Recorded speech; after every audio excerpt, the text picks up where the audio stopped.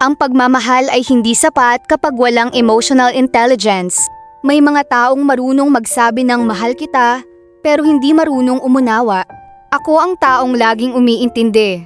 Sa tuwing nasasaktan ako, sasabihin niya, sensitive ka lang.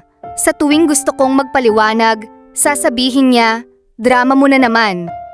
Unti-unti kong kinuwestiyon ang sarili ko. Mali ba talagang maramdaman ang sakit?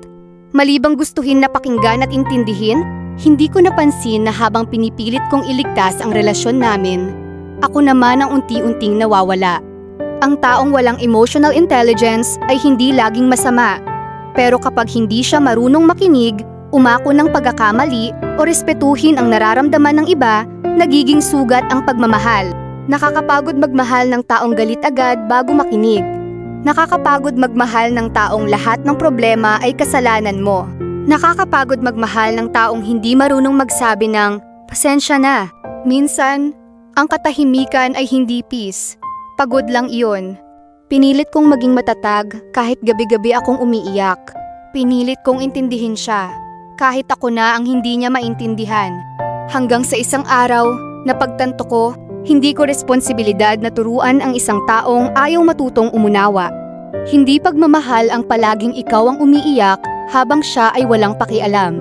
Ang tunay na pagmamahal ay marunong makinig, marunong magpakumbaba, marunong umamin ng pagkakamali, marunong magbigay ng seguridad, hindi puro pagdududa.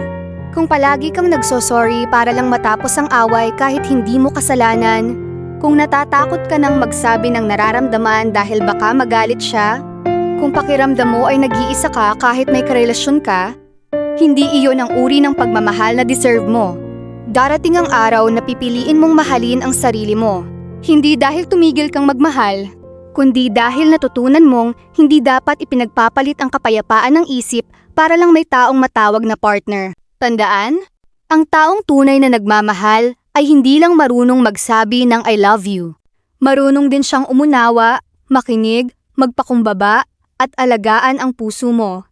Dahil ang pagmamahal na walang emotional intelligence ay pagmamahal na unti-unting sumisira sa taong marunong lang magmahal. At sana balang araw, piliin mo ang taong hindi lang mahal ka, kundi marunong ding pangalagaan ang damdamin mo.